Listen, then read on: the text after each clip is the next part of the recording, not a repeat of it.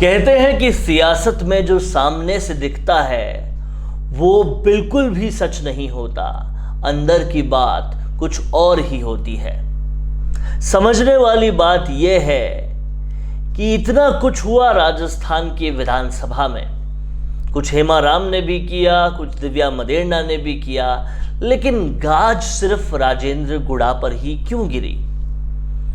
इस बात को जब पूरा समझने पर आएंगे, एनालाइज करने पर आएंगे, विश्लेषण करने पर आएंगे, तो अंदर की बहुत सारी बातें पता चलेगी। और आज यही अंदर की बातें हम आपको इस वीडियो में बताने वाले हैं। तो अगर आपने अभी तक राजस्थान संवाद को सब्सक्राइब नहीं किया है तो ज़रूर कर लीजिए, और इस पूरी अंदर की बात को समझने के लिए ये वीडियो को आखिर तक ज़रूर देखिए। तो सबसे पहले आप जानते हैं, समझते हैं कि बहुत ज़्यादा बैसाखियों पर जो ये सरकार थी उसको खड़ा करने का काम बसपा से आए कुछ विधायकों और निर्दलीय विधायकों ने किया, जिसमें राजेंद्र गुड़ा बहुत अहम विधायक थे। राजेंद्र गुड़ा की अहमियत आप इससे भी समझ सकते हैं कि तमाम सारे विधायक जो बसपा से आए थे उनमें से राजेंद्र गुड़ा को एक बड़ा मंत्री पद भी दिया गया। अब इतना सब होने के बावजूद, इतनी अहमियत होने के बावजूद उन्हें बर्खास्त क्यों किया गया? क्या सिर्फ विधानसभा में उदयपुर वाटी की एक 20 साल की बच्ची का गला रेत कर हत्या कर देने वाला जो घटना हुई थी, जो कि राजेंद्र गुड़ा की खुद के विधानसभा क्षेत्र में हुई थी, उस घटना की वजह से जो उनका सवाल बनता था वो उन्होंने कहा राजस्थान की विधानसभा में पहले राजस्थान के अपराध पर तो बात हो, मणिपुर की घटना की क्यों बात तुम कर रहे हो जब तुम्हारे खुद के गिरेबान में ही ऐसी घटनाएं हो रही है? इस पर उनको बर्खास्त कर देना क्या सिर्फ उस पर्टिकुलर घटना की वजह से ही हुआ? और अगर इसका जवाब आप खोजने निकलेंगे तो जवाब आएगा नहीं। राजेंद्र गुड़ा से दरअसल बहुत वक्त से एक कशमकश सी चल रही थी सरकार की, या ये कहूं कि एक बड़े गुट की उनसे कशमकश सी चल रही थी, और उसका अंजाम, या यूं कहें कि उस ताबूत में आखिरी कील जो थी वो विधानसभा में हुई। इसलिए ये पूरा घटनाक्रम देखने को मिला और ये एक्शन हुआ। दरअसल राजेंद्र गुड़ा से ये जो पूरी खिलाफत थी ये चालू हो गई थी उस वक्त जब उन्होंने सचिन पायलट गुट को ज्वाइन कर लिया था, और उन्होंने साफ तौर पे सचिन पायलट के मंच से खुले और सामने तौर पे कहा था कि राजस्थान सरकार में खुलेआम भ्रष्टाचार हो रहा है, और राजस्थान सरकार के मंत्री जो हैं वो इतना ज़बरदस्त भ्रष्टाचार कर रहे हैं कि कर्नाटक में तो इन लोगों ने बात की थी 40% भ्रष्टाचार हो रहा है, लेकिन राजस्थान में उससे ज़्यादा भ्रष्टाचार खुद सत्ताधारी कांग्रेस कर रही है। उन्होंने ये भी कहा था कि एक एक फाइल को हिलाने में पैसा जाता है, पैसा लगता है, बिना पैसे के ये काम नहीं करते। मंत्री धारीवाल प्रमोद जैन भाया का नाम तक लिया था। उससे भी और पहले देखें तो फॉर्च्यूनर वाला बयान भी उन्होंने ही दिया था कि अगर सचिन पायलट को पीछे रखेंगे, सचिन पायलट को आगे नहीं बढ़ने देंगे, तो विधायक इतने ही आएंगे अगली बार की फॉर्च्यूनर में सिमट के आ जाए।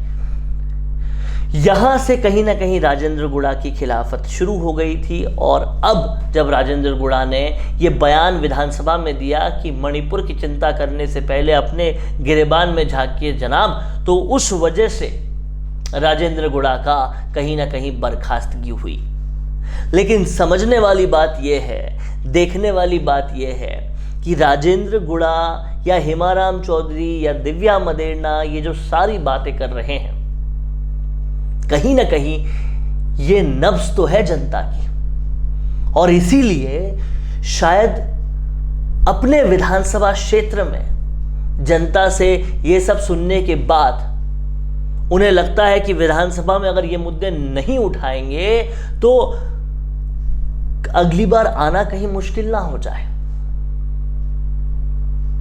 और बगावत की, खिलाफत की ये सिर्फ महज एक शुरुआत है, क्योंकि हर लोकल स्तर पर लोग यही बातें कर रहे हैं और लोग इन्हीं बातों को उठाने की अपेक्षा हर विधायक से कर रहे हैं विधानसभा में। अगर वो ये बातें नहीं उठाते हैं तो सरकार के, चाहे वो लोकप्रिय बन जाएंगे या सरकार के प्रिय बन जाएंगे, पर जनता के प्रिय नहीं बन पाएंगे। और इस सब बातों को समझने के लिए, जानने के लिए ये विधायक जब अपने क्षेत्र में रहते हैं और अपने क्षेत्र की बात उठाते हैं तो कहीं ना कहीं सरकार को प्रॉब्लम हो जाती है।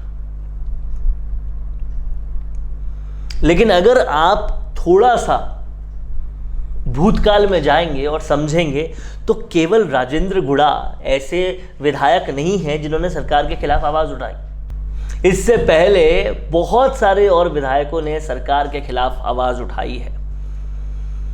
और ऐसे में नाम लेना जरूरी है विधायक भरत सिंह का भी, जो कि कोटा क्षेत्र से आते हैं। 3 साल से वो विधानसभा में आ ही नहीं रहे। वो साफ तौर पे कह रहे हैं कि अगली बार अगर कांग्रेस सरकार को आना है तो मुख्यमंत्री गहलोत को ये बोलना पड़ेगा कि अब मैं वापस मुख्यमंत्री नहीं बनूंगा। इसलिए उनकी विधानसभा में एंट्री ही नहीं है, वो विधानसभा में आ ही नहीं पा रहे। सोचिए, सत्ता पक्ष का एक विधायक विधानसभा में आ ही नहीं पा रहे।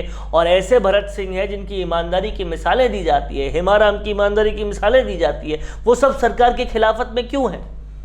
क्योंकि वो जानते हैं सरकार के भ्रष्टाचार के अगर साथ में रहे, उसको छुपाने का प्रयास किया तो उनकी जनता जो है वो उनसे मुंह मोड़ लेगी।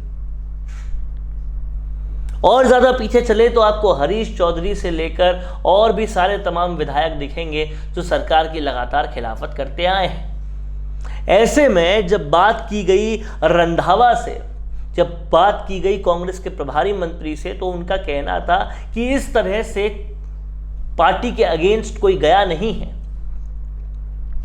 और इसलिए बर्खास्तगी का जो एक्शन है वो केवल और केवल राजेंद्र गुड़ा पे लिया गया। लेकिन अगर थोड़े पन्ने वो अखबार के खोल के देख लेते पीछे के, थोड़ी अपनी याददाश्त पीछे कर लेते, तो पता चलता कि सरकार के खिलाफ तो बहुत सारे विधायक गए हैं, क्योंकि सरकार काम ही ऐसा कर रही है।